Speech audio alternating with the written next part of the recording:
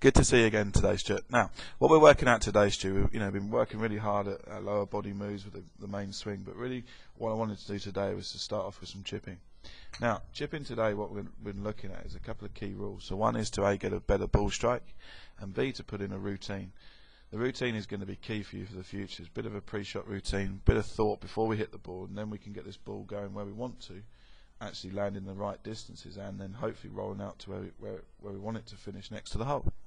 So first of all, looking at ball strikes. Now, looking at the screen on the right here, what we talked about is how the club come into the golf ball. And what we noticed from our setup, we see how the club itself hits the ground quite early. And as it swings through the ball, the club head tends to sort of work upwards through the shot. Now, really what we talked about was to get that opposite effect, and we wanted the club itself to come in a lot steeper. Now, on the mat here, we get away with these shots because catching the ground first on the mat, it's a little easier to get that club sort of bounces through and then it rises up and through. But out on the golf course, that would give us quite a heavy strike or quite a thin strike. Now, looking at the setup on the left here, we'll notice a few key points. We'll see our ball position. It's sort of more towards our back foot. Got our hands and our weight, and I'll write all these things down for you in a minute. But the idea of this would be, as the club now comes into the golf ball, we'll see more of a steeper action. We'll see this club working downwards into the ball a little easier, hitting the ground later, and that's what we've been talking about from the start anyway, hitting ball first and ground. So what we need to do with our pitching and chipping is to first we'll get some key rules. So if I said to you ball position, so with our ball position, we're going to try and keep our ball position back in our stance.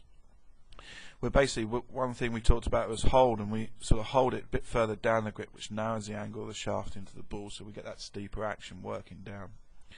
Our weight was another key thing, and that's one of the key things for yourself, and it's trying to keep our weight on our left side.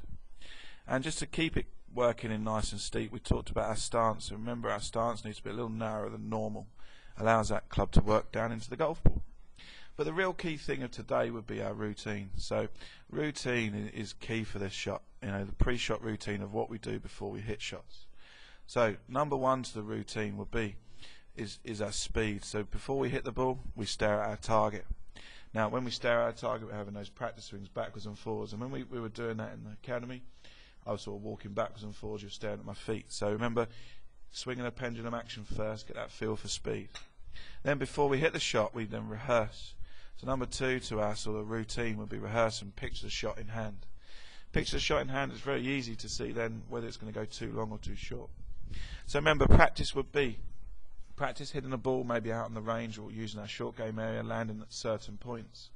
And the idea is once you've landed at a certain point, don't keep going to the same end target. Keep changing where you want the ball to land. This will basically keep challenging your idea of your setup and your routine before you hit the ball.